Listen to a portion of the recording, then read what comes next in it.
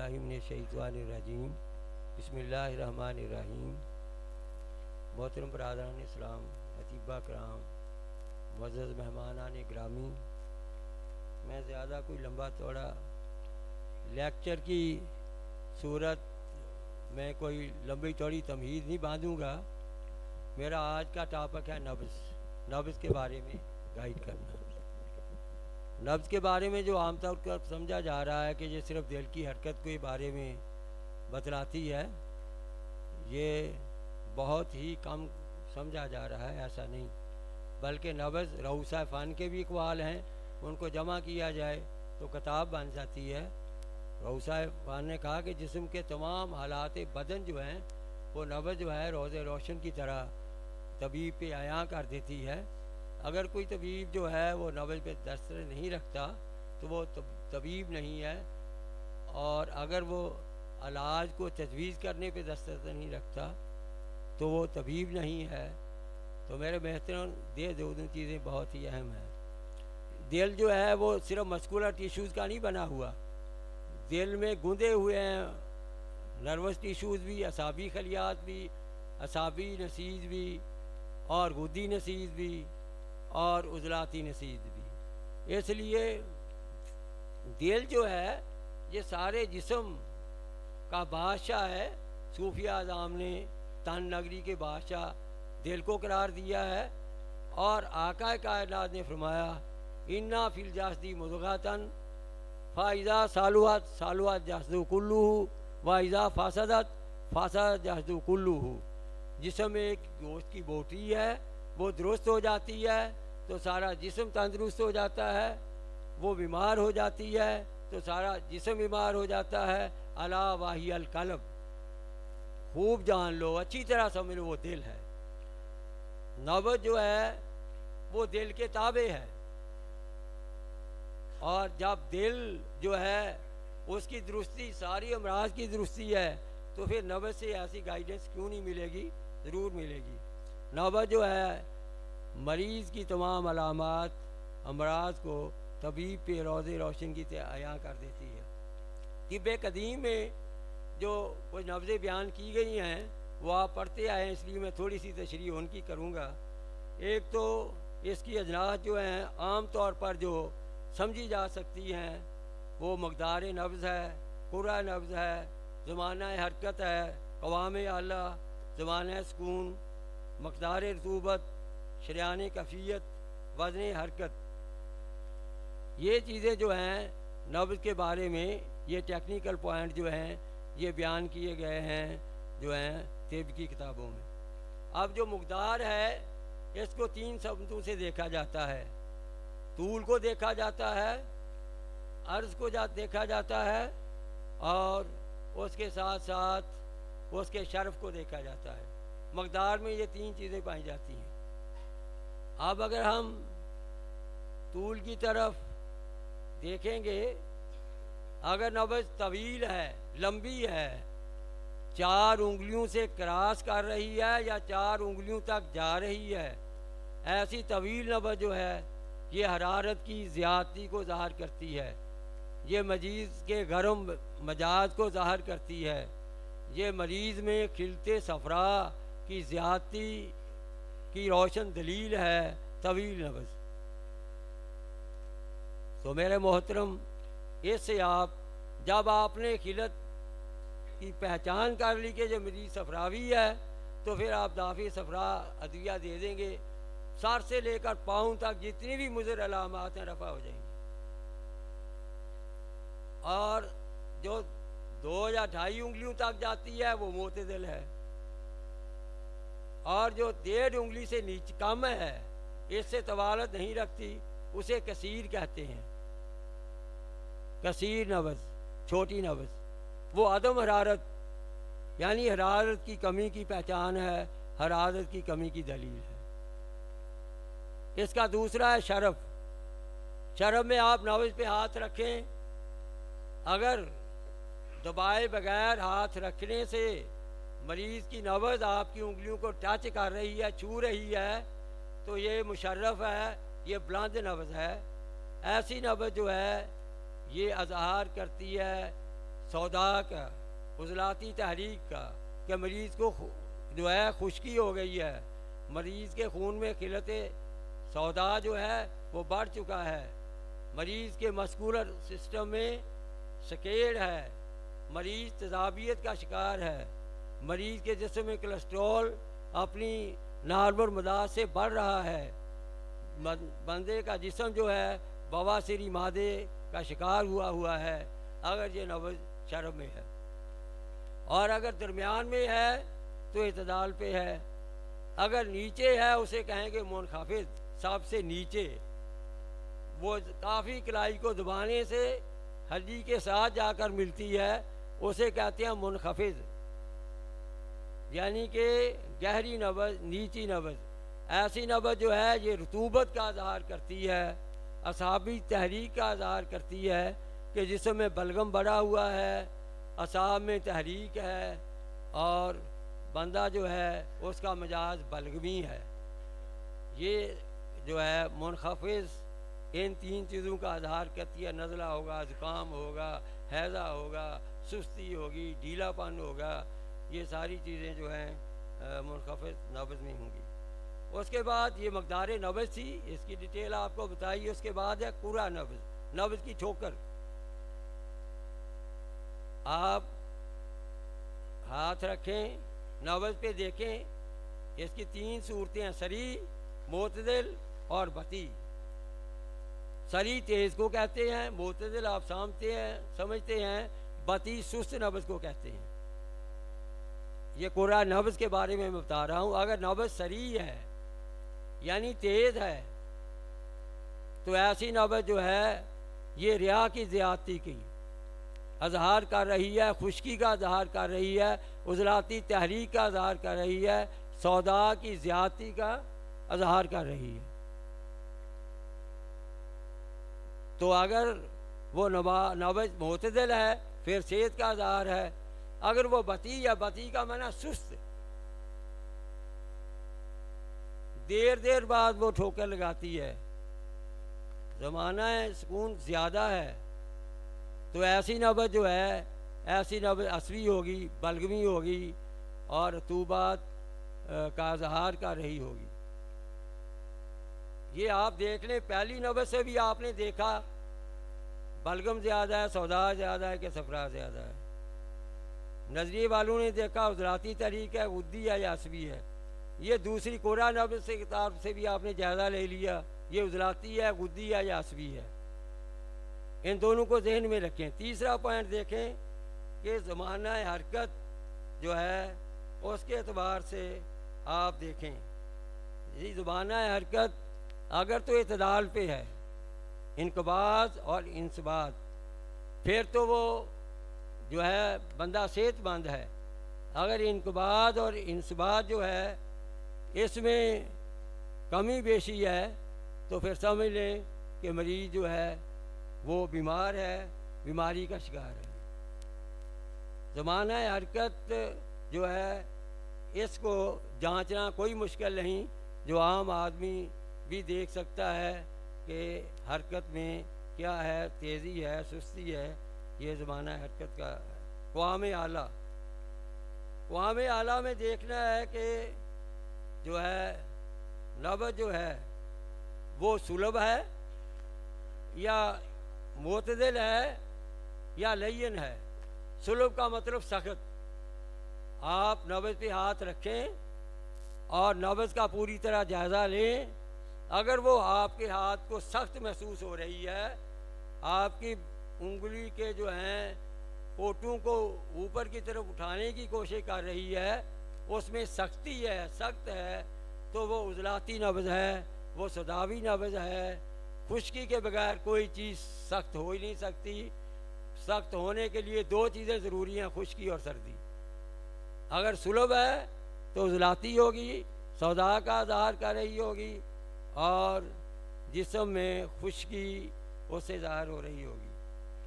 اور بطیء جو ہے لین، نرم نبض جو ہے وہ عصبی ہوگی، کیونکہ رطوبات کی جہت سے چیزیں نرم ہو جاتی ہیں، حرارت کی زیادتی سے چیزیں نرم ہو جاتی ہیں۔ اور میرے محترم اس پہ دیکھنا نبض تو نرم ہے، اگر ساتھ نرمی کے ذیق بھی ہے تو وہ گدی ہے، اگر لین ہونے کے ساتھ ساتھ وہ عریض بھی ہے تو پھر عصبی ہے۔ یہ آپ کا کام ہے کہ آپ دیکھیں کہ یہ نرمی جو شریان میں پیدا ہو چکی ہے حرارت کی زیادتی سے پیدا ہو چکی ہے یا رطوبت کی زیادتی سے پیدا ہو چکی ہے۔ اگر آپ یہاں غلطی کر گئے آپ بڑی ٹھوکر کھائیں گے۔ اگر آپ نے جو ہے جو حرارت کی زیادتی سے نرم نبض ہو گئی ہے، آپ نے اسے رطوبت والی سمجھ لیا، آپ نے خشک بلغمی سمجھ کر عضلاتی دوائیاں دینی شروع ہو گئیں تو آپ ضرور مریض کو نقصان پہنچائیں گے، اسے فائدہ نہیں ہوگا۔ یہ دیکھیں نا، حرارت اس کا علاج کیا ہے؟ رطوبت دافع حرارت ہے، پھر آپ کو رطوبت پیدا کرنی پڑے گی، رطوبت سے بھی نبض لین ہوتی ہے۔ لیکن اگر وہ عریض ہے تو پھر وہ رطوبت کی زیادتی والی ہے۔ اگر بتی جو ہے یہ لین بھی ہے اور ساتھ یہ ذیق بھی ہے تو یہ گدی ہے، یہ گرمی کا اظہار کر رہی ہے۔ اسی طرح زمانہ سکون ہے، یہ آپ نے دیکھنا ہے دو نبضوں کے دو ٹھوکروں کے درمیان جو زمانہ ہے وہ کتنا ہے۔ اگر وہ اعتدال پہ ہے تو پھر ٹھیک ہے، اگر انصبات اور انقباض میں کمی بیشی آ رہی ہے تو پھر مرض ہے۔ آپ پھر اس کے وجود کو دیکھیں گے کہ یہ سلب ہے، طویل ہے یا یہ سری ہے، ان ساری پچھلی جنسوں کو دیکھیں گے، جس جنس کا وہ اظہار کر رہی ہوگی آپ اس کا حکم لگائیں گے۔ اس کے بعد ہے مقدار رطوبت، یہ نبض میں رطوبت کو دیکھنا ہے۔ آپ ہاتھ رکھیں، نبض پہ غور کریں کہ اس نبض کا کیا حال ہے۔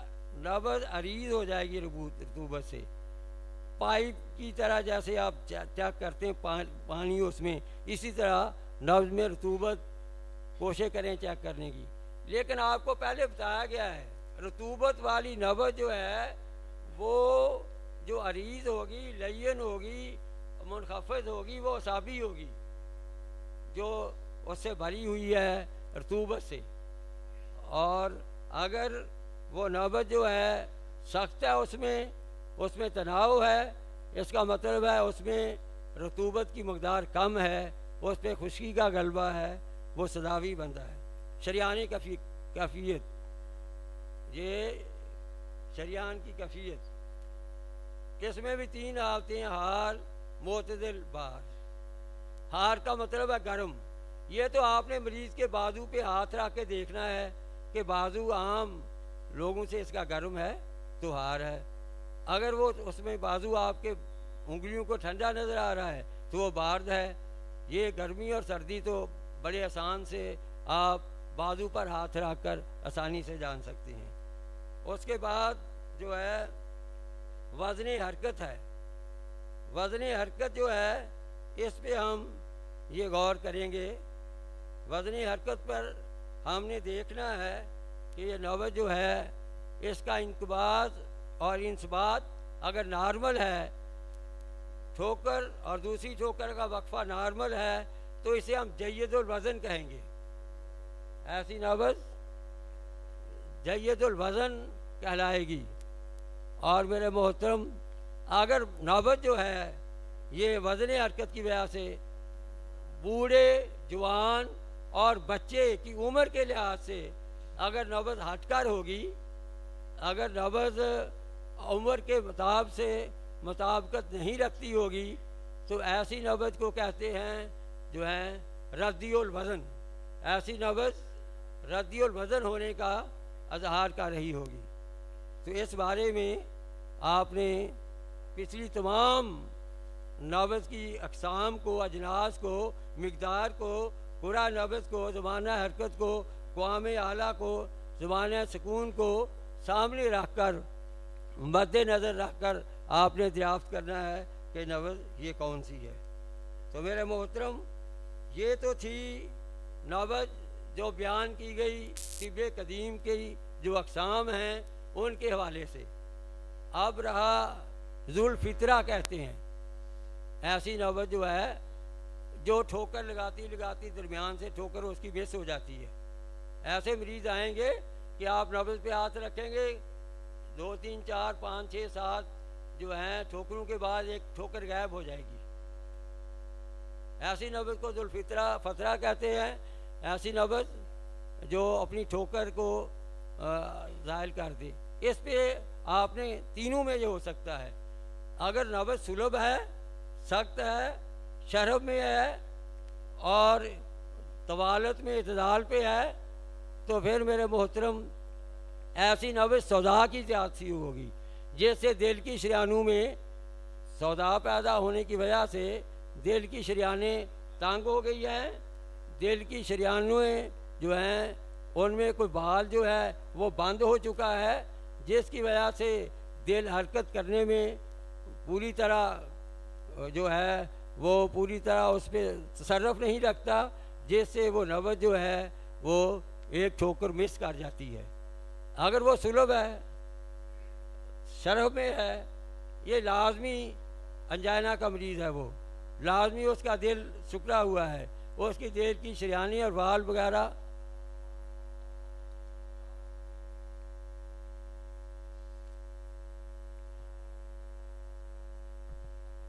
خطرہ جو ہے نبض کی ٹھوکر کا مس ہو جانا.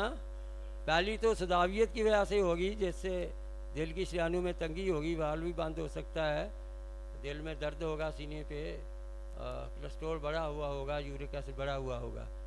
دوسری صورت بھی ہے, جب غدی تحریک ہوگی, مسلز میں تحلیل ہو جائے گی, مسل جو ہے وہ پھیل جائیں گے تحلیل کی وجہ سے, دل بھی جو ہے سائز میں بڑھ جائے گا, دل کی تحلیلی کیفیت ہوگی.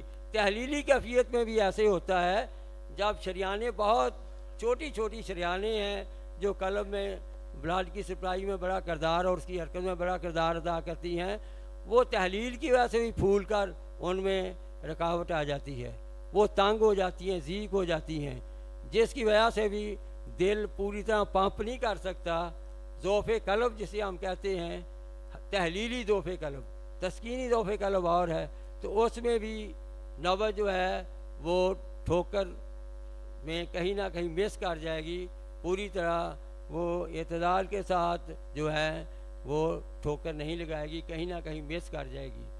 یہ مس کرنا نظم کے ساتھ بھی ہوتا ہے, 4 ٹھوکروں کے بعد, 5 کے بعد, 7 کے بعد. کسی کا زیادہ بگڑا ہوا ہو تو یہ ڈفرینٹ بھی ہو سکتا ہے, کبھی 2 کے بعد, کبھی 4 کے بعد, کبھی 5 ٹھوکروں کے بعد, ایسا ہو سکتا ہے. اور تیسری صورت ہوگی جب اعصابی تحریک ہوگی, قلب میں چلی جائے گی تسکین, تسکین سے قلب میں رطوبات رک جائیں گی, رطوبات سے دل جو ہے وہ پھول جائے گا, جس کی وجہ سے شریانیں تنگ ہو جائیں گی, دل کو دھڑکن میں بڑی دقت محسوس ہوگی, اور وہ جو ہے دل جو کہیں نہ کہیں اپنی سٹروک کو, اپنی ٹھوکر کو مس کر جائے گا. اس طرح ٹھوکر کو مس ہوتے دیکھ کر اس کا ایک ہی علاج کر دینا مریض کو مار دینے کے مترادف ہے. انتہائی ظلم و زیادتی ہے, اس کو سمجھ لینا انتہائی اہم ہے.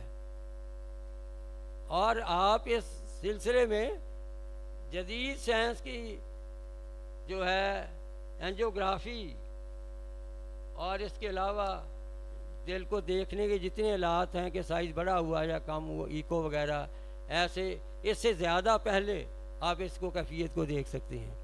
میرے پاس اللہ کے لطف و کرم سے بہت سے ایسے دل کے مریض آئے جنہیں کہا جی یہ تو آپ کا جو علاج ہو رہا ہے, آپ کو خون پتلا کرنے کی گولیاں دی جا رہی ہیں, انتہائی ظلم ہے. آپ کا تو پہلے ہی خون پتلا ہے, آپ کے تو دل میں پہلے ذوف ہے, آپ کا دل سائز میں بڑا ہوا ہے. کسی جا کے کہیں سے پوچھ لیں, کسی سے کرا لیں اس کا ٹیسٹ, وہ واقعی دل بڑا ہوا ہوتا ہے. اور چند دن دیسی دوائی کھانے سے وہ دل کا بڑاؤ ختم ہو جاتا ہے. لیکن مجاز کے مطابق ہو, عضلاتی ہو تو آپ بے شک اسے اکیلا اجوائن, پودینے اور ادرک کا کعوہ دے دیں, 1 مہینہ تک وہ بال چال کھول جائیں گے. غذا بھی ایسی دے دیں. اگر وہ دل میں تحلیل ہے, دل میں تسکین پیدا کر دیں, اس کے لیے ضروری ہے آپ مولی, گاجر, شلجم, کدو, ٹینڈے کا سالن دے دیں, سونف, چھوٹی الائچی اور ملٹھی کا جو ہے آپ جوشاندہ دے دیں. وہ دل جو ہے تحلیل سے, حدت سے بڑا ہوا, وہ ٹھکانے آ جائے گا. تو میرے محترم یہ ضروریں چیزیں ہیں سمجھنے والی کہ آپ ان کو سمجھیں.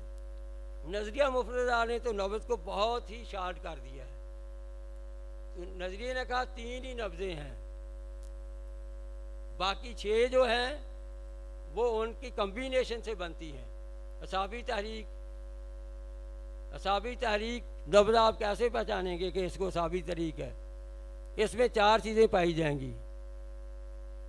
نبض جو ہے عریض ہوگی، کشادہ ہوگی، نبض جو ہے کثیر ہوگی، چھوٹی ہوگی، نبض جو ہے لین ہوگی، نرم ہوگی، نبض جو منخفض ہے نیچی ہوگی، آپ کو ہاتھ کے دبانے سے ساتھ ہڈی کے ساتھ جا کر وہاں جا کر ملے گی، اور نبض کی واضح ٹھوکر پہلی انگلی کے نیچے ہوگی، تو یہ لازمی اعصابی نبض ہے، کوئی اور ہو ہی نہیں سکتی۔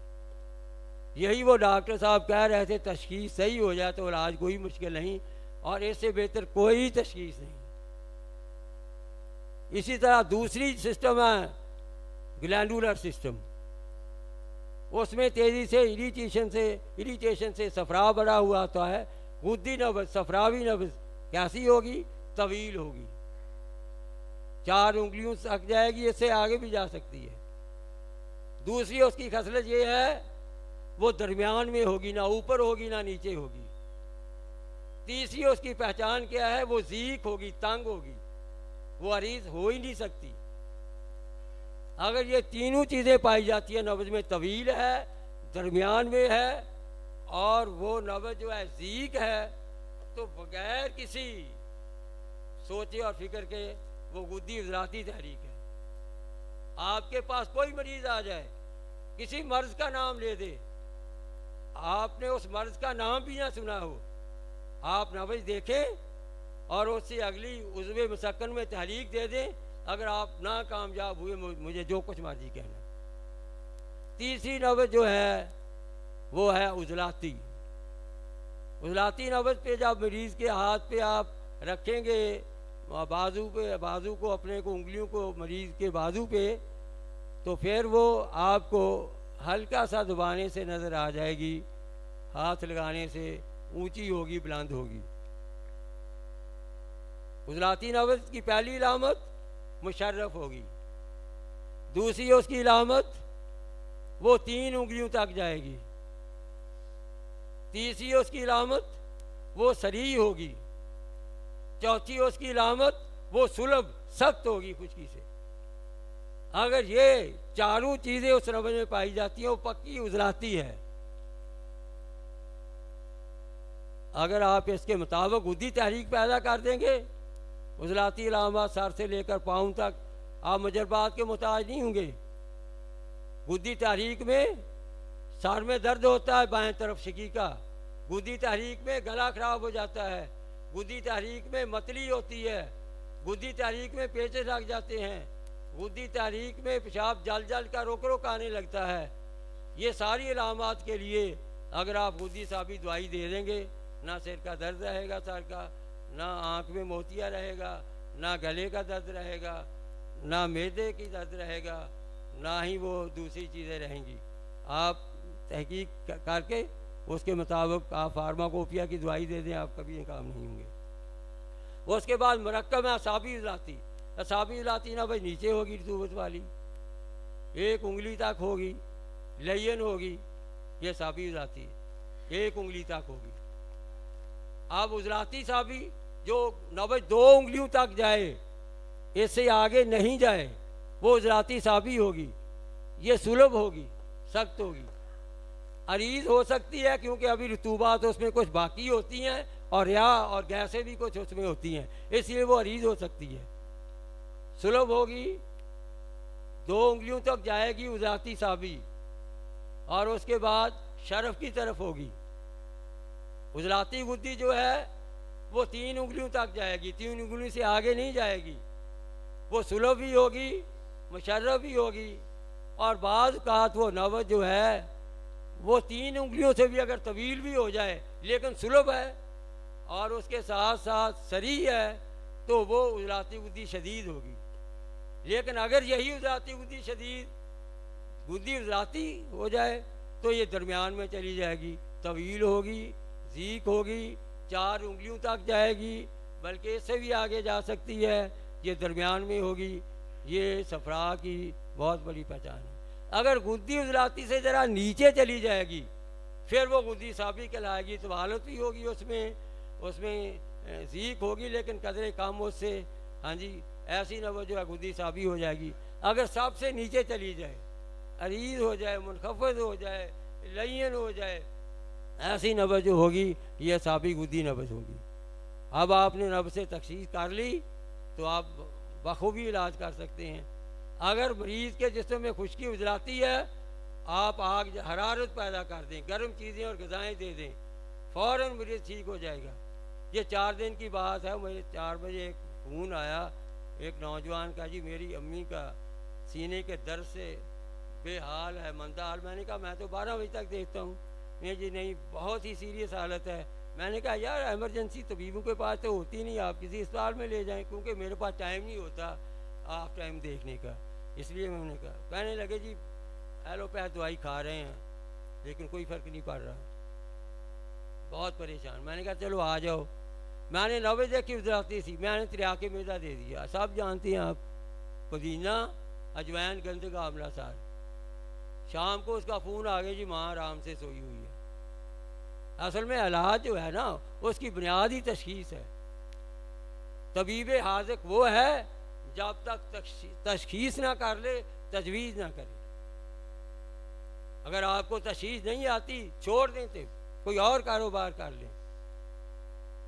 تو انشاءاللہ تعالیٰ اس مقام پہ اطباء کی تربیت کے لیے، طالب علم کو تعلیم دینے کے لیے ہر دوسرے جمعے کو جمعۃ المبارک سے لے کر عصر تک تربیت کا پورا سیشن چلتا ہے۔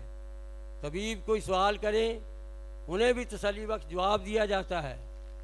پوری تربیت کے لیے بندہ ناچیز خادم ہے بلا کسی فیس۔ خدمت جو ہو سکتی ہے وہ بھی کرتے ہیں، تربیت بھی دیتے ہیں۔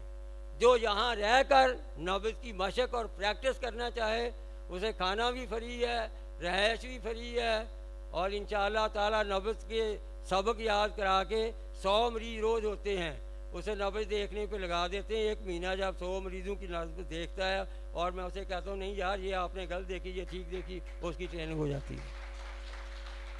تو میرے محترم، میں اب اسے طول نہیں دینا چاہتا، اذان ہو گئی ہے، اس لیے نماز کا وقفہ ہے۔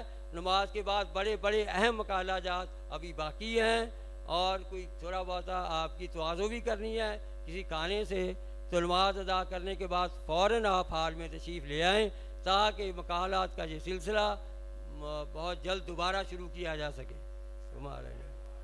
اب آتے ہیں انہیں، میں ذرا غلطی سے، ہر دوسرے اتوار کو ظہر سے لے کر عصر تک تربیت ہوتی ہے ہر قسم کی اطباء کی۔ جو آنا چاہیں خوش آمدید۔